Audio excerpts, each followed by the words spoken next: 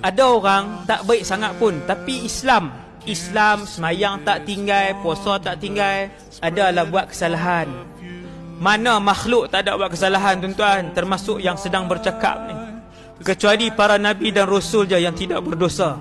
Makhluk lain besar mana pun serban dia, apa pun jawatan dia, maka dia ada dosa dengan Allah, antara banyak ataupun sikit saja. Tuan-tuan sekalian, ada orang dia mati ni kira fasik lah, tapi Islam. Dia tak pernah hina Allah, dia tak pernah hina hukum Allah, dia tak pernah tunjuk terang-terang maksiat yang dia buat macam ramai orang hari ni buat. Tak pernah dia nak tunjuk terang-terang, tak pernah. Bila dia mati, turun mai malaikat mungkar dan nakir. Ni cerita ni, cerita sahih ni. Mai malaikat mungkar dan nakir tanya dia, man rabbuka, siapa Tuhan kamu? Dia tengok muka malaikat nakir, dia kata la adri. Dia jawab, dia kata aku tak tahu. Tak boleh jawab, tak boleh jawab. Tuan-tuan, bila satu orang tak boleh jawab, malaikat pun angkat. Bukan angkat bendera suruh jalan, angkat hak ketuk tadi lah. Boom, nak rembah.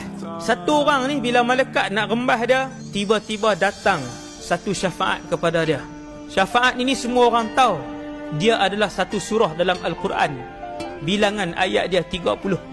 Sesiapa yang beramal dengan surah ini, maka Allah Subhanahu Wa Taala akan mengangkat azab kubur daripadanya, dan surah itu datang menyelamatkannya di hari barzakh nanti.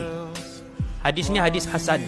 Tuan-tuan sekalian, surah ini bila malaikat tadi nak hempap dia, nak retuk dia, surah ini datang lalu menghalang malaikat ini. Kata surah ini, kamu tidak boleh memukulnya, kerana Tuan aku ini, empunya roh ini adalah orang yang selalu membacakan aku ketika hidup dia dulu di atas muka bumi. Satu surah aja tuan-tuan yang Allah buat turun, fungsi dia satu aja, yang paling besar lah. Fungsi dia paling besar ialah apabila siapa-siapa yang mengamalkannya, maka surah itu akan menampan dan melindungi orang tu daripada azab kubur. Surah tu mai tahan, dia kata kamu tak boleh pukul dia kerana dia membaca aku. Tuan-tuan, surah lain tak mai. Surah lain tak mai. Dia ada, setiap surah ni dia ada kelebihan masing-masing. Surah ni kan. Jadi dia tampan. Malaikat ni bila tak boleh nak bubuh kawan ni ikut kepala, dia nak empuk dah kepala kan. Dia pi ikut lain. Dia pi ikut bahagian kaki, surah ni pi ikut bahagian kaki. Hadis ni hadis hasan.